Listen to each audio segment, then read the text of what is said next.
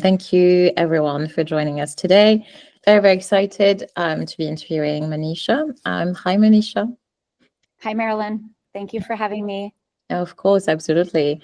So this afternoon, we're going to spending a little bit of time kind of learning a little bit about you, about your background, but also, what you have been doing, since you left Meta and all those amazing initiatives that you've been talking about before. So I will start with just a little bit of intro. I'm conscious that we're amongst friends, but I'll just position us in the right way. So for those of you who don't know Monisha, so Monisha has launched companies, led products at scale, taught at Stanford, and advised the next generation of founders. But underneath every chapter that she has undertaken is a deeper thread, and it's really around her passion for helping people and for turning bold ideas into impact. And it's very much kind of one of the key elements at the center of what we're going to be talking about today. So in a world which, kind of celebrates momentum, I think that we've had quite a lot of it recently. Monisha has always returned to meaning and asking what truly matters, who it matters for, and how do we build lives and careers that reflect our values. Thank you so much, Monisha, for spending time with us today. It's my pleasure. Thank you. Well, let's get started. So beyond the launches, the titles, the great products and companies. So tell us about who you are today. Which season of life are you in? And what is meaningful and makes you present lately? That's such a big and fun question. And I like that you say today, because it's fluid. Today, I'm a big champion of the underdog. That is what gives me a lot of energy. And quite frankly, it's been a consistent thread throughout my life, whether it was the customers that I was building for, or now the entrepreneurs that I support. I love feeling that I'm championing the underdog and helping them live to their fullest potential. That makes sense. So I'm kind of remembering one word that you've used, which is underdog. Why the underdog specifically? Is there a deeper meaning behind it? I think maybe because of my own story, I love the David versus Goliath. I love the against all odds, prevailing. I love stories of resilience and tenacity and fighting the good fight. Yes, absolutely. That makes sense. Thank you. Thank you for sharing that. I think I'll move to my second question, actually. So you've moved through various roles. So you've been a founder, you were a product leader, very exciting product, I have to say, from some of what I've heard and some of what you shared already. So you are an educator in an absolutely fantastic university, teaching a fantastic topic.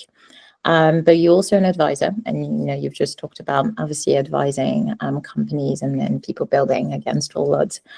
So I would say, which version of you will you say is kind of leading at the moment? So when you think about everything that you're doing at the moment, which part of you is very much leading, and what does it look like? The part of me that's leading is the one that's chasing joy. I left Meta a couple of years ago, and for the first time in my life, gave myself permission to simply chase joy. And what that meant was just say yes to the things that truly gave me joy, without any consideration of how does it look on my resume or how fancy of a cocktail party conversation is it, just the things that truly filled my heart. And that is what has led me to doing the things that I'm doing now, right? Whether it's teaching budding entrepreneurs, advising founders, doing some investing. I love that because it goes back to that underdog theme. I get so much by supporting their success. It almost feels selfish in a way because I get so much joy by helping others be successful. And that is what I found is at this season in my life gives me the most joy. That makes sense. No, absolutely. Well, I'm sure there are people in this room, virtual room, some who are actually maybe going through their own career transitions. Obviously, you chose to leave Meta. So others may have chosen to leave other organization or maybe Meta themselves. So what would you say, because you're talking about joy, but also one of the key challenges as people going through transition is change can bring about, the opposite of joy, which can be fear. So I'll be interested to understand, how did you push yourself to stay in kind of and continue to lean into joy, even on moments when you were a little bit like, not sure, and so on. Actually, did you even have moments like that? And if you didn't, why? Oh, 100%. It's terrifying. We have grown up in a society that's all about external validation. And you could argue it's all those forms of external validation that, get us to be where we are as overachievers. But what I realized is what had served me up until that point wasn't serving me anymore. And I needed to get to a place where I felt internal validation.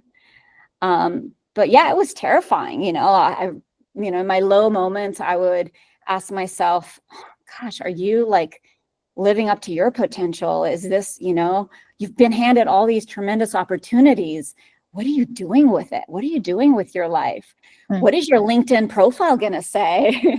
And so I wouldn't say the process was always joyful. The process of chasing joy is not always joyful, because there are many, many moments of self-doubt, particularly because, we're in a society that doesn't necessarily reward that or prioritize that. Yes. And so for me, it was a process of really finding my own internal validation and getting to a point where I just didn't care what other people said. And to be honest with you, I'm not fully there. I wish I were, achieve that state of nirvana, but at least I have that as my North Star, that anytime I'm making a decision, I think about, okay, what's my motivation for it?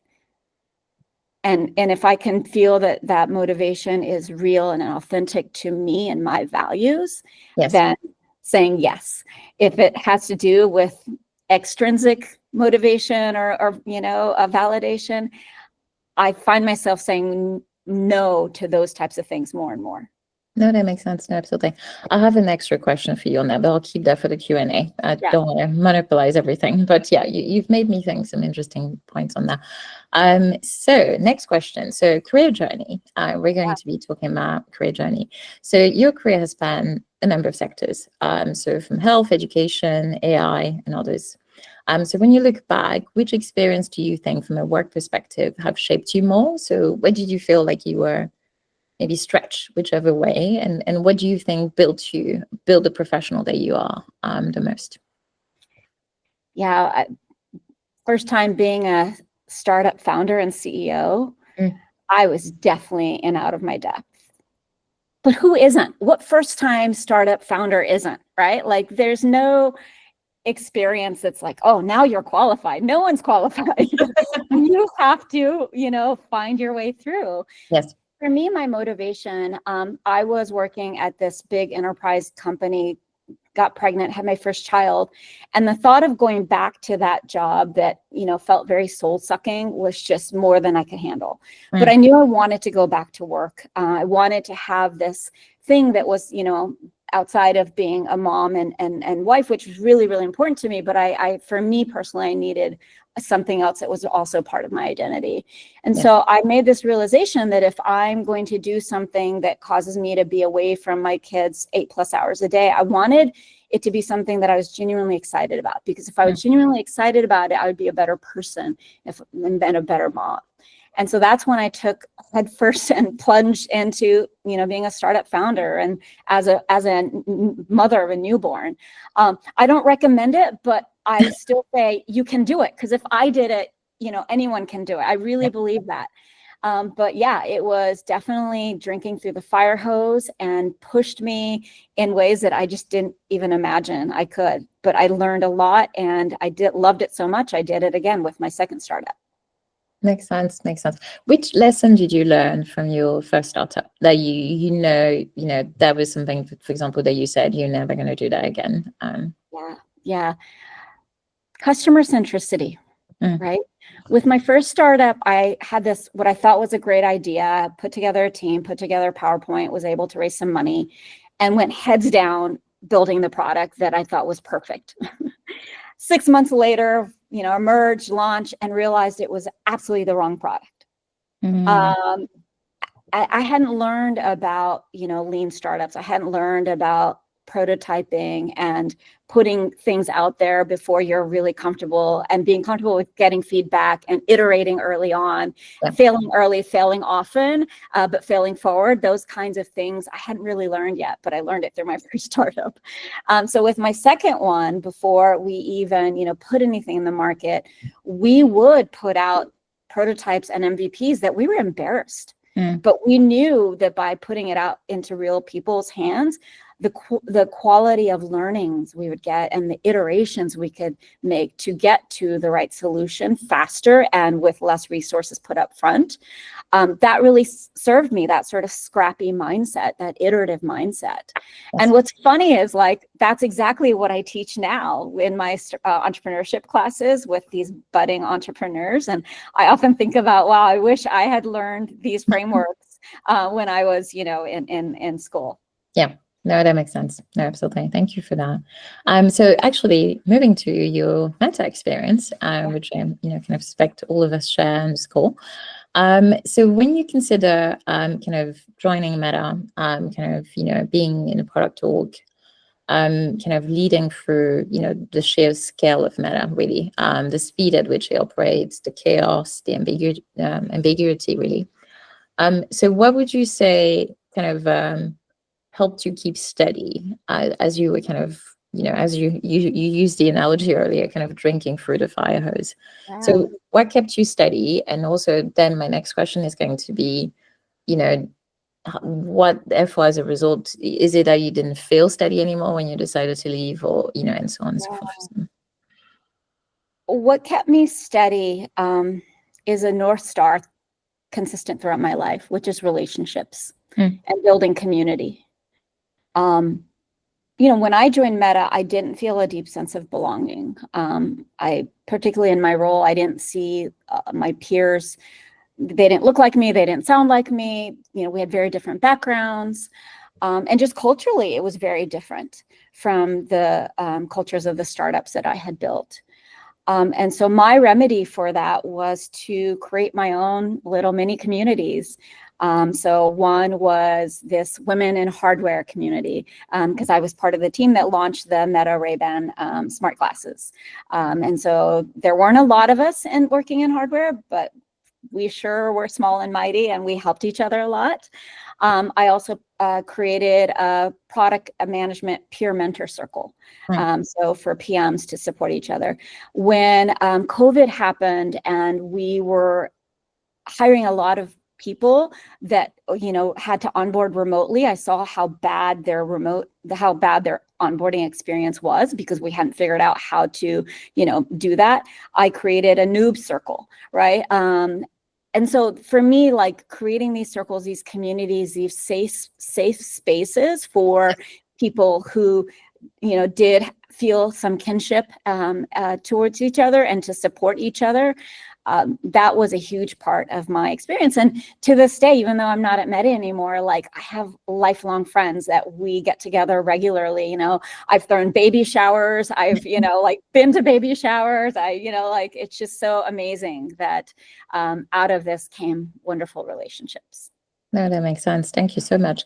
Well, so actually then the follow-up question to that is, please, no need to kind of go into details if you don't want to, but curious to hear, as you were deciding to leave the organization, is it that kind of sense of community you kind of didn't feel anymore, or was it that actually you still felt it, but there was other reasons essentially that led you, and so you're taking that away with you now? Yeah, I didn't feel a deep sense of purpose there. While I felt that I got to learn a lot and got to work with incredible people and got to work on incredible products, I didn't feel that deep sense of purpose that I had felt, particularly as a founder. And, you know, I would joke that inner entrepreneur in me was screaming. And so, you know, for me, I'm glad I was there when I was, and I felt like, you know, it was time for me to leave when I did. Okay.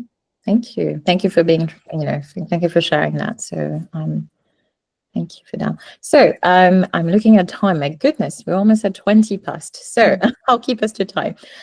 So moving quickly to some of the other questions we had planned for today for you.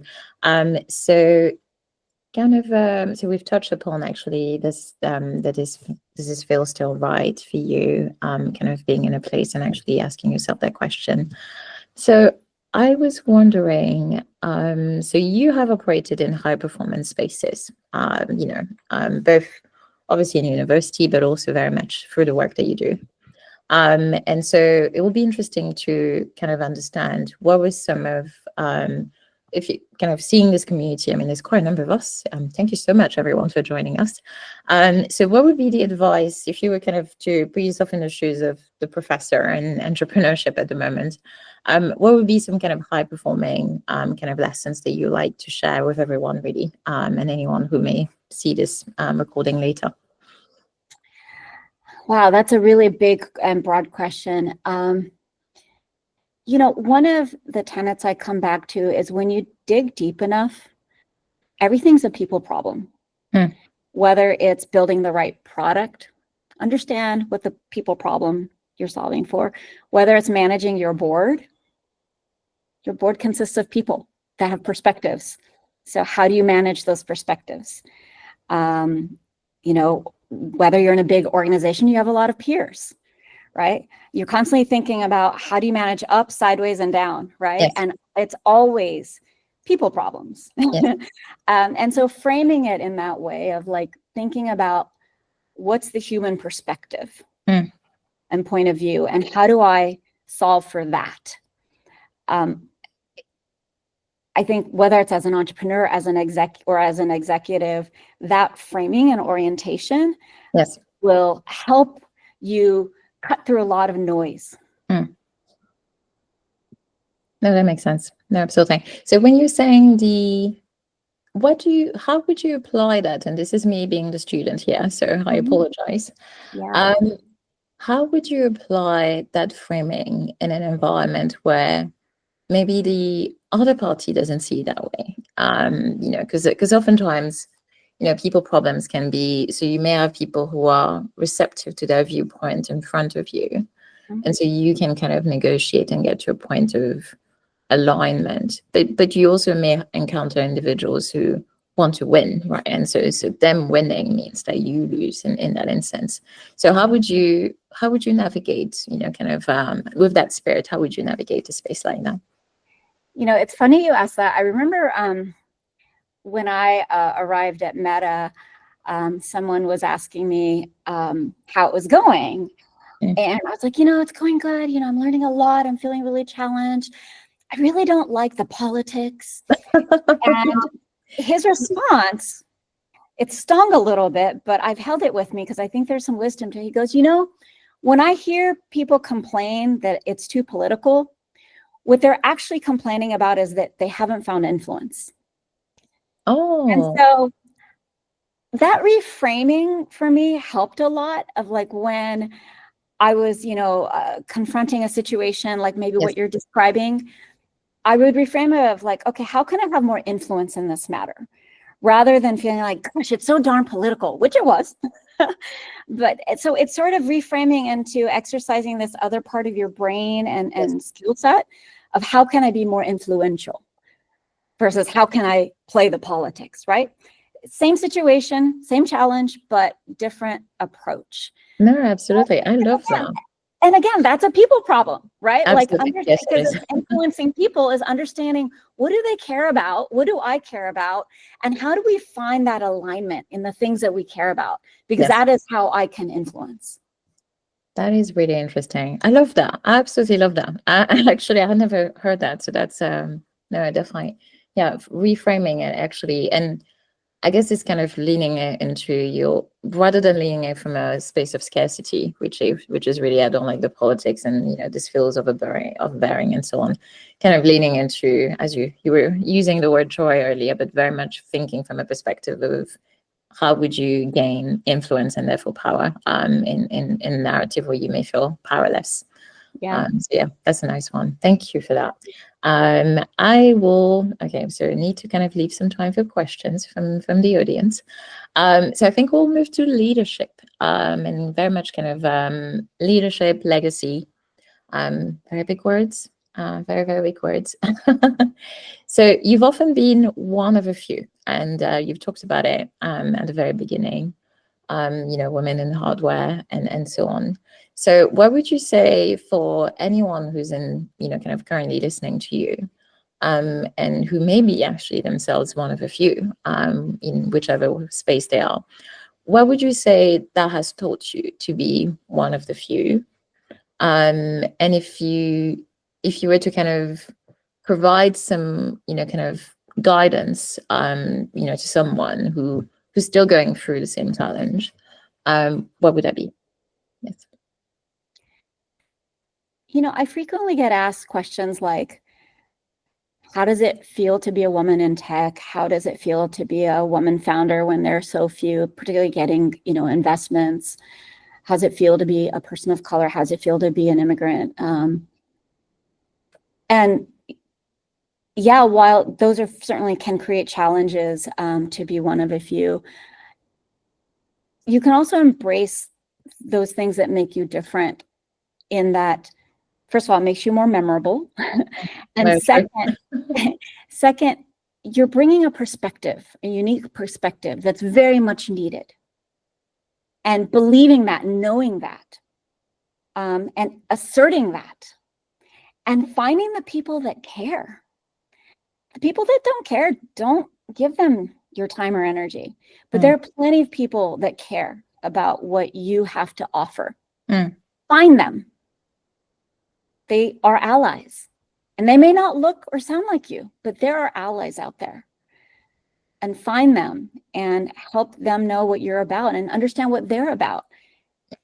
And, so that is my approach to this world. And then also know that there are others watching you, right? Like, so here's a story.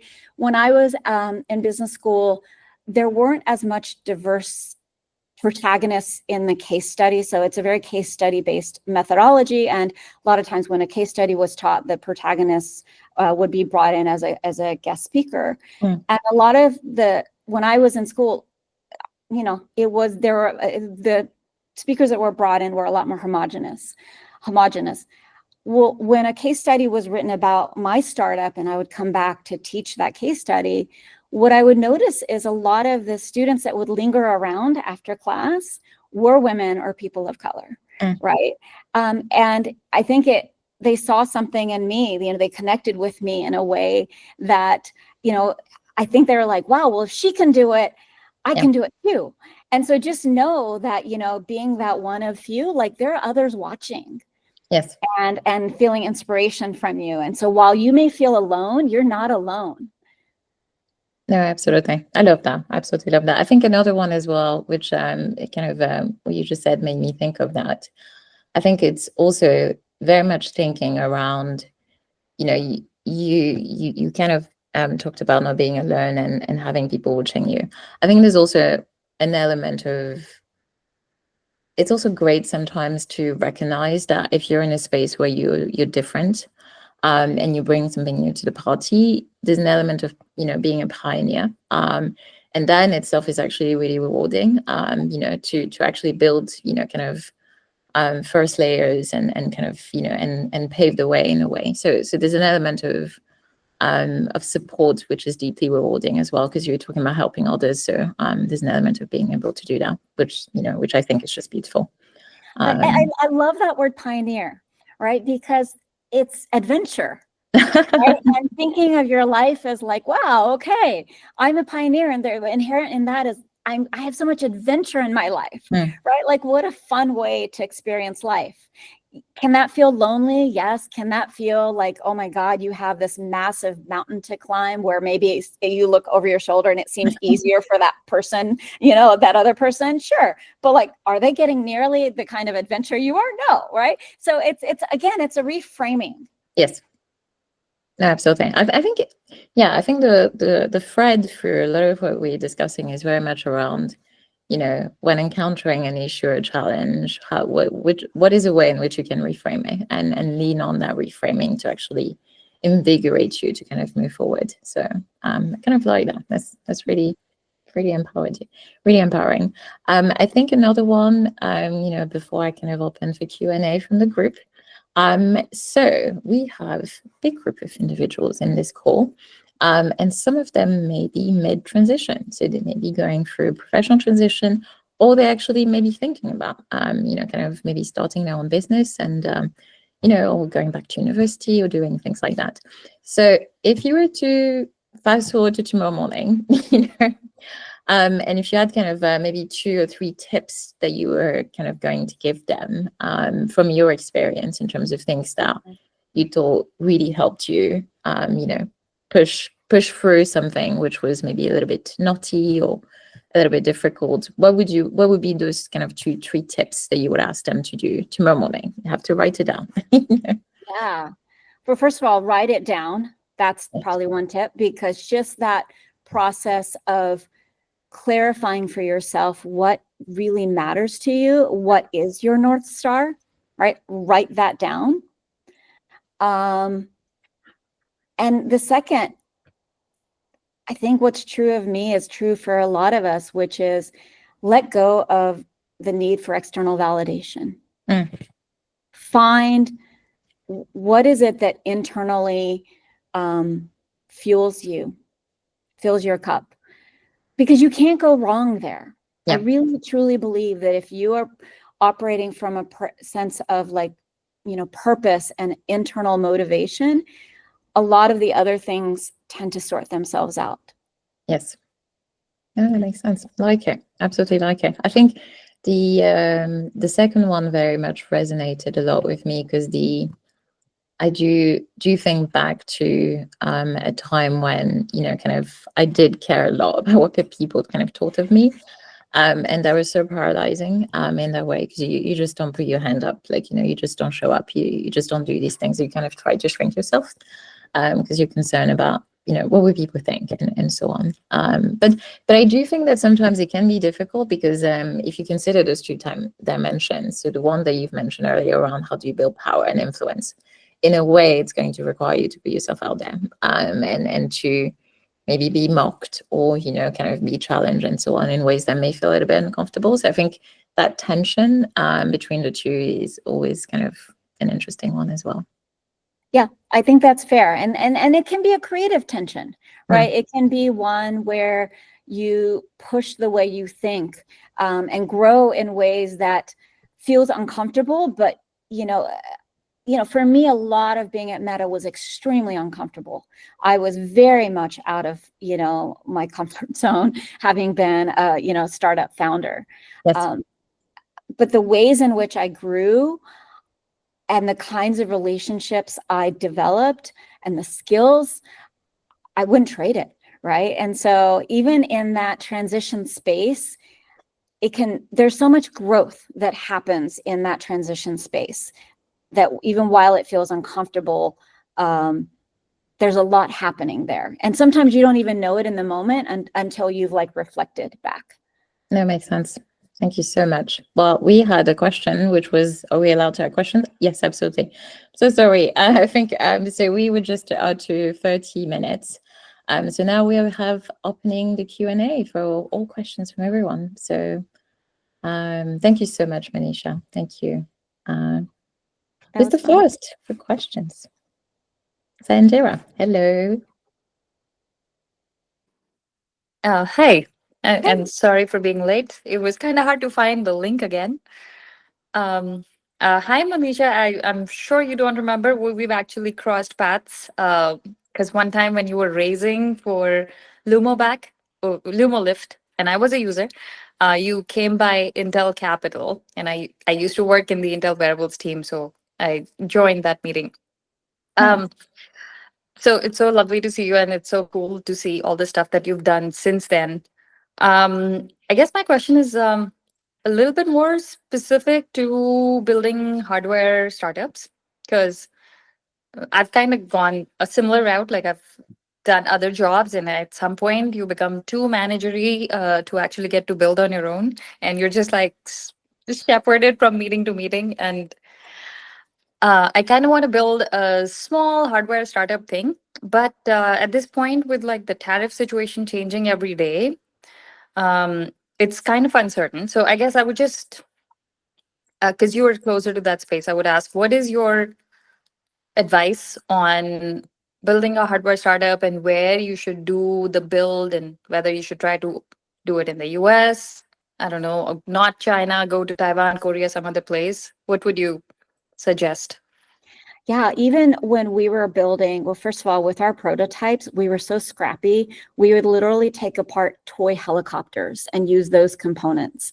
We would go to like the Container Store and Joann's Fabric. I mean, we would make the most janky looking prototypes, but with the idea of like, okay, there's looks like and works like. So let's, make sure we get the works like, because we knew we could get the looks like good. And then even when we manufactured initially, like we were manufacturing domestically, because we knew that that would allow us to, iterate faster and provide direct oversight. Because we knew, look, we can optimize for cost down the road, right? That's not what we need to de-risk. What you need to de-risk up front is, are you solving a real problem for a real user? Yeah. And then trust that you'll get the unit economics of the product down later when you're ready for mass manufacturing. It's fair. Okay. So I'm an electrical engineer by training. So I would say I've got the prototype sort of done, and I've worked with some local manufacturing facilities. So I think I can get like a small initial build here. But I guess in terms of scaling, since you are advising a bunch of other startups as well, would you advise them to scale in China or not in some other nation? So there are some questions I would ask before I could even answer that, which is, what signals have you gotten on product market fit? Right? Is there more to be done with your current prototypes? Is there more to be de-risked there to make sure that you're properly executing on the value prop? And then once you have a higher signal of product market fit, then, okay, let's evaluate what are the different, approaches for manufacturing at scale and, the different geographies. That's a fair, yeah. I don't have signals on product market fit, so that's fair. Thank you. Sure. And sorry it was so specific, but I know that you have expertise in that space. That's why. Happy to answer. Thank you, Indira. Questions from anyone else? Oh, Jean, hi. Hi. Monisha, thank you for being your usual real and insightful self, and for taking the time. As you have put yourself out there and have been going after things that are more personally meaningful to you, to what extent, no doubt because of everything that you've accomplished, opportunities come your way?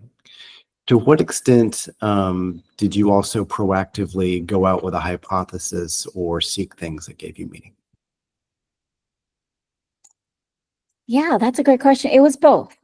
It was putting myself out there.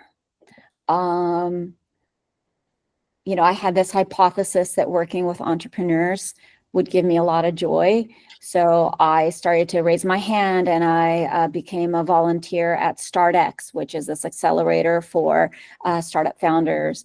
I became an advisor to Inception Studio, which is an AI startup accelerator. I had previously been asked to teach at Stanford, and I had previously declined because I couldn't balance it with also my work at Meta. And then I went back and I said, hey, I know I couldn't take this teaching role before, but I'm now available. Is it still open? So yeah, I did have these hypotheses, and I did put myself out there. Thank you. Thank you, Jean. Questions from anyone else?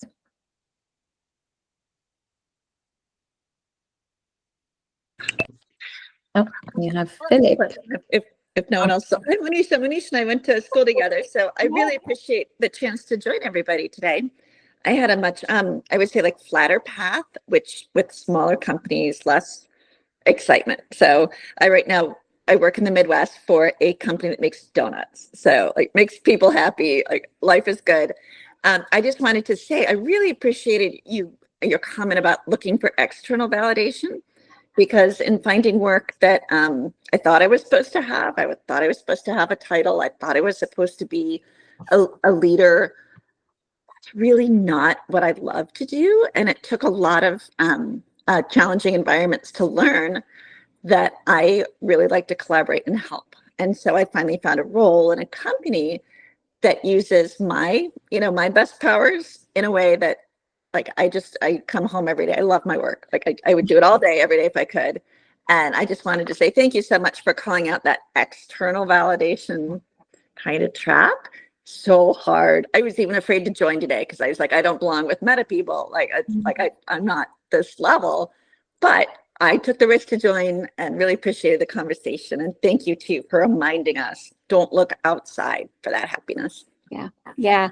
I thank you for saying that, Kathy. I'm so glad you did join. There's that expression of like, what's your zone of genius, right? And play there, because if you're playing it within your own zone of genius, like, how can you not be happy? How can you not find great opportunities that like play off of your zone of genius, right? And it just becomes a self-fulfilling prophecy and a path to joy. Because at the end of the day, like when we look back on our lives, which are short, right? And I know as I'm getting older, I'm realizing it's more and more apparent to me just how short life is.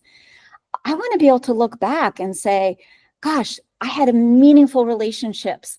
I did meaningful things. Like my heart was full, that's what matters to me. And I think that's what matters to most of us. And so whatever that looks like, what does a life worth living look like for you? And paint that picture and go for that.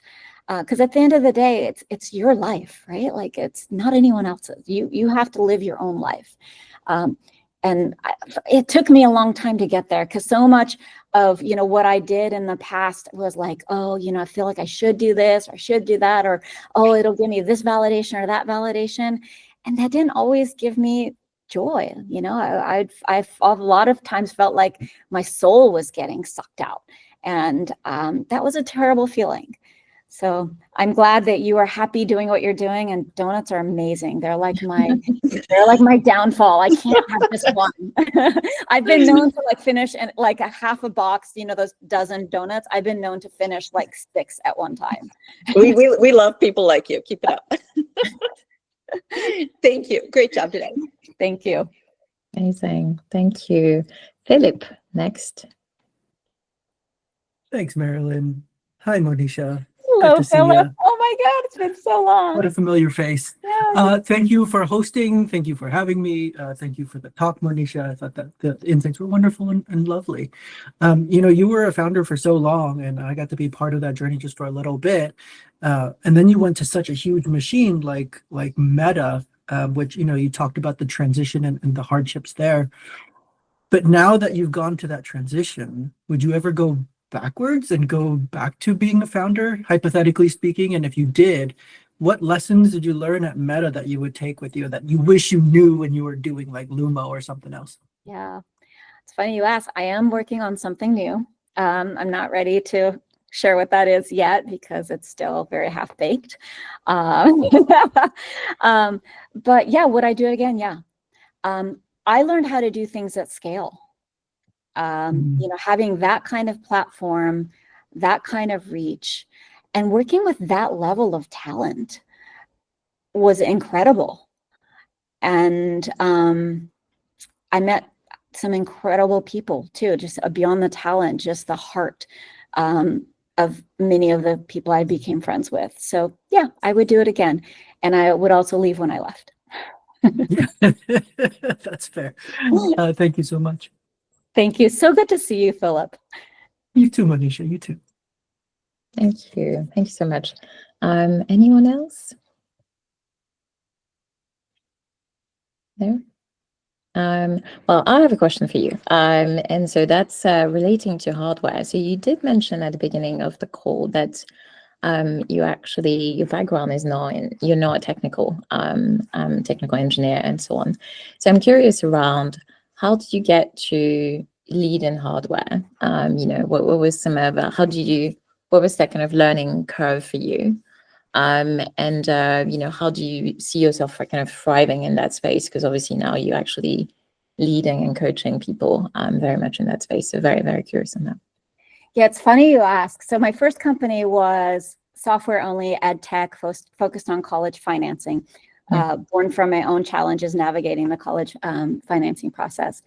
And when I wanted to do it again, bigger and better, I wanted to address this issue of back pain, and which is related to posture. And we're focused on the human problem, right?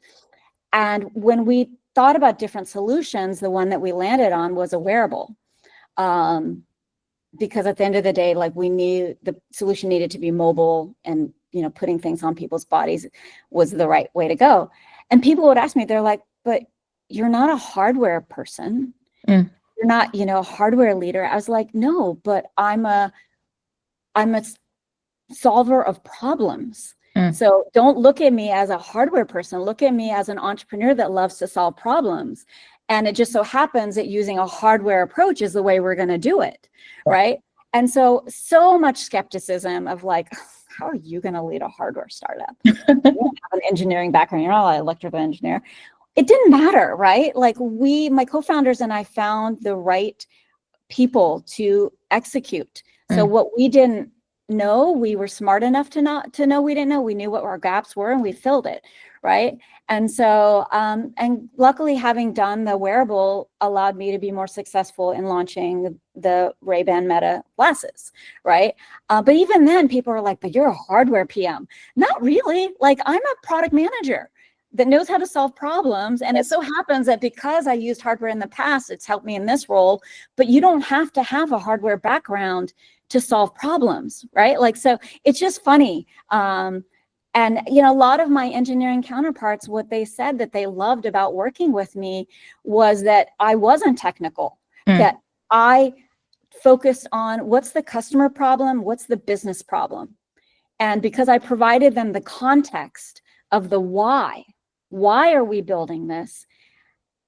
It gave them kind of the understanding to then fulfill the how. I see. Yes. Absolutely. So essentially, you were allowing them to thrive in what they're very good at. Essentially, you kind of, Yes, and to go back to that imposter syndrome that Kathy was alluding to, in the beginning, I felt like, oh my God, I'm a product manager here that doesn't have an engineering background. I'm one of very few. Everyone is. I saw it as a deficit. But in fact, my engineering counterparts saw it as a positive, that I brought a different mindset to this process of building products. And so it's that framing, right? Or that reframing. No, absolutely. I love that. So, because I think it's part of it is around kind of enabling everyone to operate at their best in what they're the best at. Yeah. And so for you, it was obviously bringing the user lens, the customer, the alignment, which is really so critical because, you can build the most amazing hardware, but if there's no customer, kind of alignment, then obviously the product won't be successful. And it's such an interesting thing because sometimes it's so easy to, be enthusiastic about, a product or solution and so on.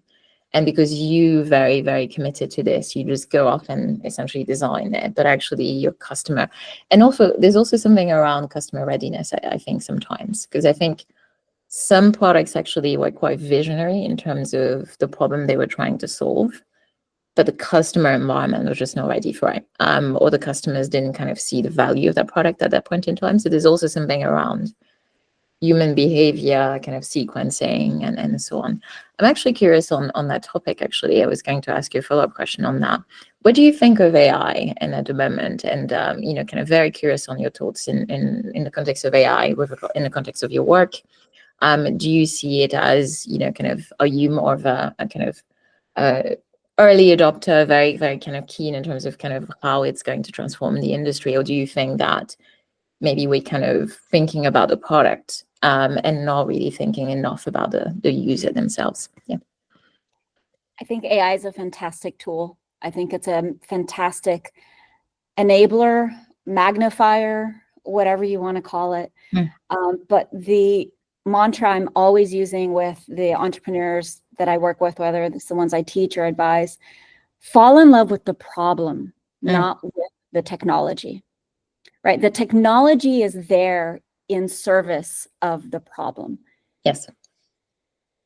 No, that's a fair point. Absolutely. Because I think I was kind of listening to a lot of podcasts recently and kind of talking about the industry in general and people kind of, so it was interesting because you had a professor at MIT who was kind of very much challenging the point, really bringing it back to what is the experience that people want to have. And as a result, if you're leading with AI, you're forgetting actually that ultimately people want to have a particular experience when they engage with a particular problem.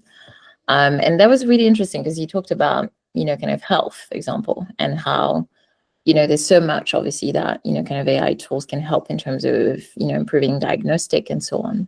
But he did very much lean on, people want to talk to a human, they want to talk to a person, they want to feel the connection as they're going through health issues. And so that element is so critical to kind of keep in mind as people design your products and solutions. Yes. That's so true. That's so true. And to be honest with you, I think it differs based on user groups, right? And really understanding who is your target market and what kind of interaction do they want in that spectrum of high touch to high tech. Where do they, and so having that very laser focused understanding of who is your target customer, particularly in the beginning. Yes. And then you can, it's that land and expand, then you broaden to a larger group. But even then you understand how to deliver the right solution to that particular group that you're focused on in that part of your offering. So again, goes back to solving the people problem. At the end of the day, it always goes back to solving people problems. No, absolutely. I really resonate with that because at the moment I'm in France. And one of the most fascinating things I always find when I come here, so I typically live in London, and you're only 2 hours away really, but it's such a different world because when it comes to technology, because obviously France is some of the best engineers out there, but it's also a country where people value touch a lot for so many things. The connection, the touching, the smelling, the feeling, all the sensory experience is really, really important in people's experience. So as a result, there's a lot of innovation which are fully adopted in London, but we're here, people kind of like, it's here, but when are we, like, for example, online shopping is still, decades, I would say, behind the UK, even though the technology exists. But it's because people love going to the market and, touching the flowers and, all that kind of stuff. So you're not going to be able to kind of get someone to just order on their phone because they're just saying, well, I can't quite touch it. I can't quite feel it. So that doesn't work for me. Yeah. I think one of the best parts about being a product leader is understanding that people are so different. And, there is no one size fits all, and trying to figure out how to create the right experiences for, your target customer. And then beyond that is, for me, again, that's why I see myself as a problem solver and a product leader, not a hardware person or a software person, right? No, absolutely. Lovely. Love it so much. Thank you. Any other questions from anyone else? Come on, everyone. We have 9 minutes left. Anything that you've ever wanted to ask Monisha? I think my buddy, Andrew Radin, he sent me a text saying, do you want me to ask a question? And well, Hi, Andrew. ask you questions all the time, so that's not fair. But I'll make a question for you, which is I'm curious if you thought there was something that you're going to be asked that no one did ask, or something that you were hoping to share with the audience that you didn't get a chance to because the topic didn't come up. Oh, wow. I love to talk about vulnerability and the courage to be vulnerable, because when you do that, you end up connecting at a human level. And when you connect on a human level, the experiences it creates, the reward, the meaningfulness, at the end of the day, that is what it means to be human, is to connect. And we live in a society, going back to what I was talking about before, that's so much about, oh, what do you do? What do you do? What do you do? Well, we're not human doings. We're human beings.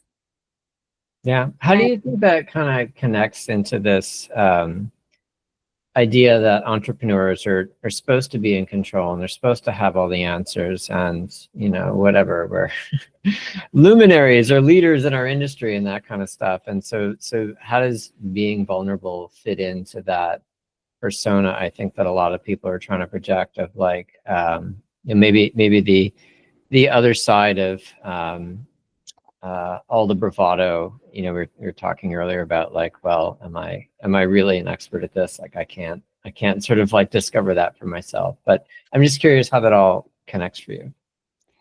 Yeah, there's definitely a balance, of showing confidence and conviction, but at the same time, humility. And I think in my opinion, the most effective leaders are able to balance that.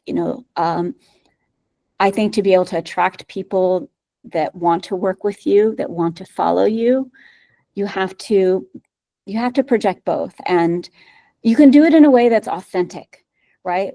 Being honest about the things and the things you don't, saying you don't, but here's your hypothesis. Here's what the game plan is.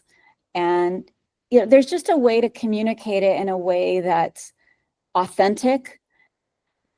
But I think, yeah. And so are there certain people that look at expressing vulnerability as weakness? Yeah.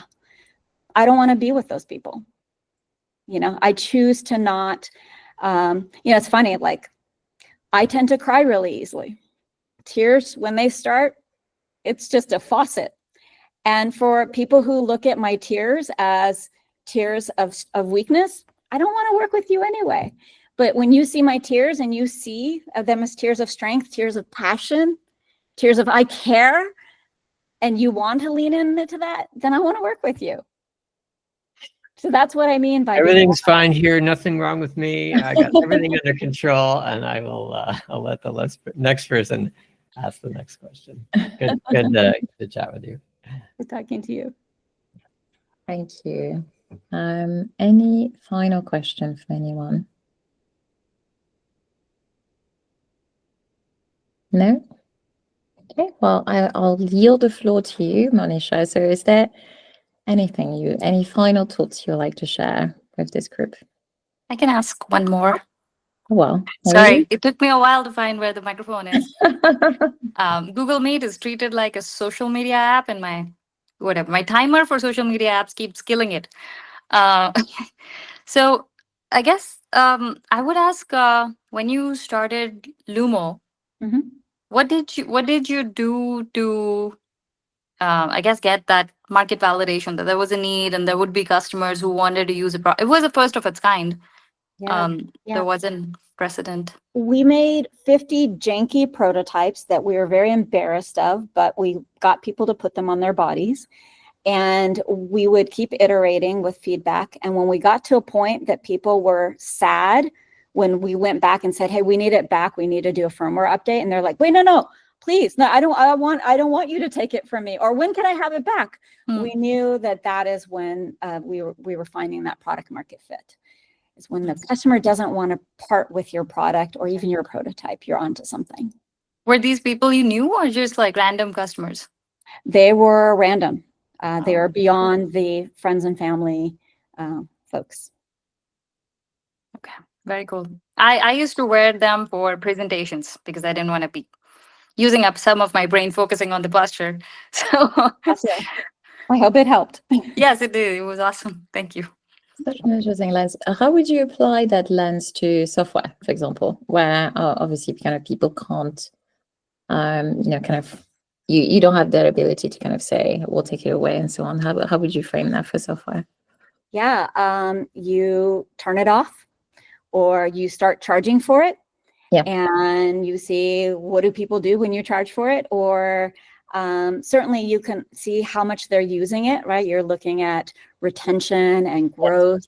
Is it viral? Are people telling each other about it? Like there's all sorts of metrics that you can use to see, okay, are you on the path to product market fit? That makes sense. Yeah, beautiful. Thank you so much. Well, so we have 2 minutes left. So I yield the floor to you, Monisha. Any final words that you want to share? Oh, thank you, Marilyn. This has just been so wonderful. And, I remember I worked with an executive coach at Meta, and she said something to me when I was sharing all the challenges I was having. She's like, yeah, you and all the other insecure overachievers here. And I was like, really? Like, I'm not the only one? And she's like, no, you're all a bunch of insecure overachievers. And somehow, like, that made me feel better, but also worse. And so I would just part with the same thoughts that I started with, which is forget the external validation.